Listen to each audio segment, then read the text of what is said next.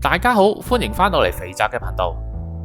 今日嚟介紹一下點樣用嵌入式嘅方法將配件上到模型件上面。如果你係第一次瀏覽我嘅頻道，我嘅頻道就係主要介紹一啲做基本模型處理嘅手法，同埋我自己改裝模型嘅一啲片段分享。如果鍾意嘅話，就記得訂閱啦。今集我會用呢一個外置嘅配件示範點樣做一個嵌入式嘅安裝嘅。咁我哋首先會用到 0.15 嘅黑線刀啦，筆要一支用嚟 mark 位嘅。打磨嘅工具我哋會用到手銼，呢一隻雲耀 MF13 嘅銼咧，其實幾好用嘅，建議大家有需要可以入手一支。另外我哋都需要磨一個尖位，所以三角形嘅手銼我哋都係要準備嘅。今次重點推介嘅就係手上嘅呢一份蝕刻片嘅手鋸，咁佢買返嚟嘅時候就一套已經有好多個唔同嘅形狀㗎啦，你可以按住你需要嘅唔同嘅部位同埋需要揀一個就手嘅形狀去到用嘅。咁今次我就會用到呢一個長條形同埋呢個月牙灣形，擺埋少少俾大家睇下個鋸齒嘅狀態。你可以見到佢其實都幾密集，同埋其實佢本身把刀都係幾薄嘅，咁所以拉少少用少少力咧就可以做到個鋸嘅效果㗎啦。我哋仲要準備多手鑽嘅工具一套，我哋今次只會用到細嘅鑽頭嘅啫。然後仲有 AA 膠啦，同埋要準備少少爽身粉去做一個模土嘅。今次我哋會將件配件上喺卡碧尼嘅 backpack 上面。咁你見到啦，我已經畫好咗一個佈局喺上面㗎啦。而放配件嘅位置呢，就係擺喺中間呢一個位置。因為呢個件本身係曲面呢，所以直接用膠水黐上去個形狀會壞，所以我選擇用嵌入式。佈局中間個長方形，其實我之前已經用個配件嚟攞咗位，咁我哋就喺呢個長方形上面做一個黑線。呢個黑線係等我喺最後打磨嘅步驟嘅時候做一個記認，所以我會盡量刻深少少嘅。刻好咗之後呢，就會大概係咁樣樣㗎啦。咁我哋就可以進入下一個步驟。然之後呢，我哋就要喺呢個長方形嘅位置入面開一個窿俾佢。首先，我會用手鑽，用一個1mm嘅鑽頭，沿住4個角嘅內側去鑽一個對穿嘅窿。因為鑽呢啲窿呢，其實都冇一個話需要太過精準嘅位置嘅，咁變咗我就唔會先畫一個窿就咁鑽落去，鑽到其實好似影片呢一個位貼近個角位已經係可以㗎啦。4個角位都鑽完就會係咁樣樣。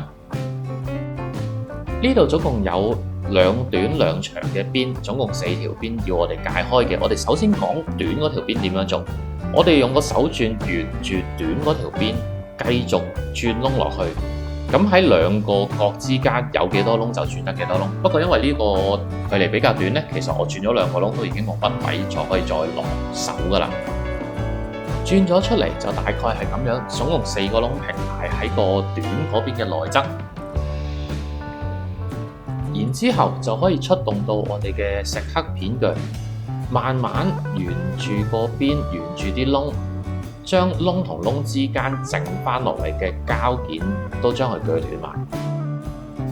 喺呢度我哋就係鋸斷條短邊嘅，所以我哋要確認一下由左邊到右邊嘅窿中間係有一個完整嘅空隙，咁就可以㗎啦。鋸斷咗條短邊之後，我哋就開始鋸長嘅嗰邊，長嘅嗰邊都係一樣，沿住個長邊嗰度，我哋首先鑽幾個窿落去先。咁喺呢度其實我鑽2個窿已經 OK 㗎啦。補多一句，鑽嘅話一定要喺個長方形嘅內側嗰度鑽。而家總共我哋有3個窿喺呢條邊上面，咁我哋用蝕刻刀片鋸將呢3個窿中間嘅膠都鋸斷佢先。鋸斷咗呢3個窿之後，其實已經足夠位置俾我將月牙形嘅呢個蝕刻刀片鋸攝入去，咁我就可以攝咗入去，然之後沿住嗰邊繼續一直鋸落去啦。講翻少少自己嘢，肥宅呢就今個禮拜我生日，咁所以平時我1個禮拜就出2條片，可能下個禮拜我就未必能夠出到2條啦，可能只有出1條。但係我做咗個預告先，下條片會拍一個有關之前好 hit 嘅力天使 MG 嘅周邊開箱，咁可能大家都會有啲興趣嘅。嗱，兄弟們，大家幫手訂閱一下肥宅，當係支持一下小弟送份小生日禮物俾我啦。大家翻嚟嘅見到啦，咁你見到我中間條片咧又轉咗一個食黑刀片鋸係長條型嘅，咁一鋸就鋸到落尾嗰度，咁我就可以完成咗呢個長邊嘅切割流程啦。切割短同長邊我哋都已經示範咗一次啦，咁只要我哋各重複多一次咧，基本上中間呢個長方形嘅位咧，就我哋可以完整咁樣將佢切割咗落嚟。四邊嘅切割都完成咗之後，我哋就會得出中間係空咗一個長方形嘅窿出嚟。咁你見到咧，其實我哋唔係沿住最貼嗰個黑線位去做呢個切割，所以剩翻落嚟嗰少少咧，就要靠用銼去打磨啦。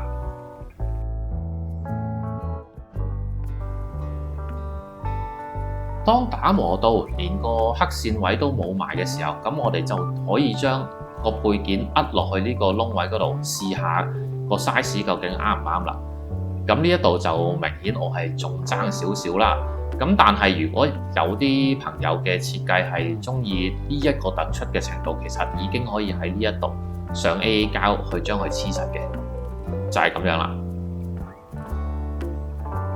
咁但係肥宅咧就會想再將佢做得放得深啲啊，所以我會喺呢個窿位入邊再繼續去做一個打磨，將佢挖得深少少，務求我成個配件係可以完全咁樣擺晒入去嘅。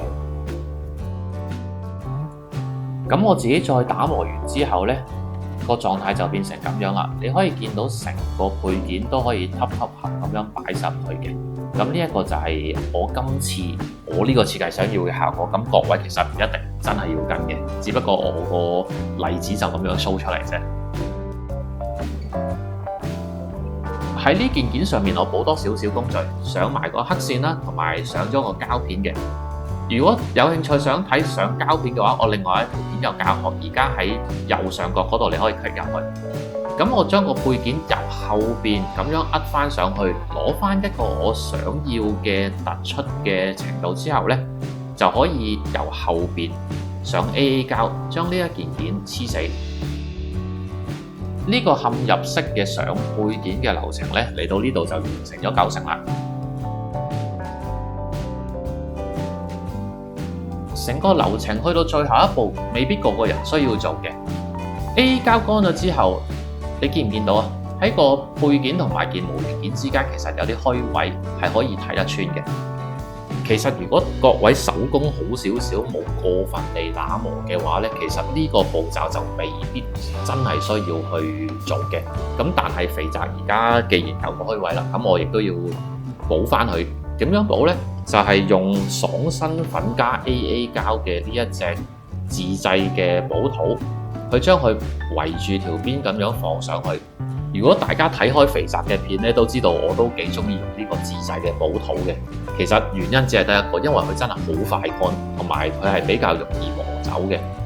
同時間呢隻補土咧，佢係混濁，係唔能夠望透嘅，所以我哋補咗喺側邊之後咧，咁就會將呢個漏光嘅情況都會解決埋㗎啦。上完補土個狀態就係咁。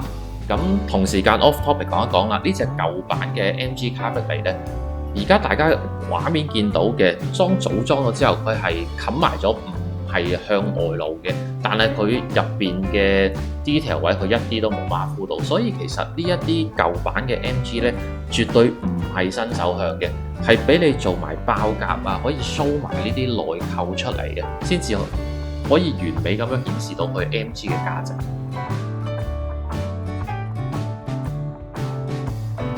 喺個補土乾咗之後呢，我哋嘗試首先將件件架組一次先，組裝上去拍上去係冇問題嘅，唔會阻住本身嘅構造同筍位，咁就成個流程完結。補翻一個前後對比噴灰圖，咁大家就可以睇得出個分別喺邊啦。今日條片就嚟到呢度啦。正如頭先喺片入邊肥宅講嘅，我嚟緊會收到一套 MG 力天使專屬嘅細節提升套裝配件。咁因為我自己都未收到啊，所以我唔知道要用幾多時間先可以完整咁樣整理一條影片出嚟，所以下個禮拜呢，就可能只能夠出一條片嘅啫，希望大家期待一下啦。今日影片分享嘅流程，如果大家有唔明或者唔清楚嘅地方，歡迎大家留言。如果大家中意呢條片嘅，記得 like、share、subscribe， 訂閱咗之後，仲要記得撳埋個鐘仔，咁下條片出嘅時候呢，你哋就會收到通知㗎啦。咁我哋下條片再見，拜拜。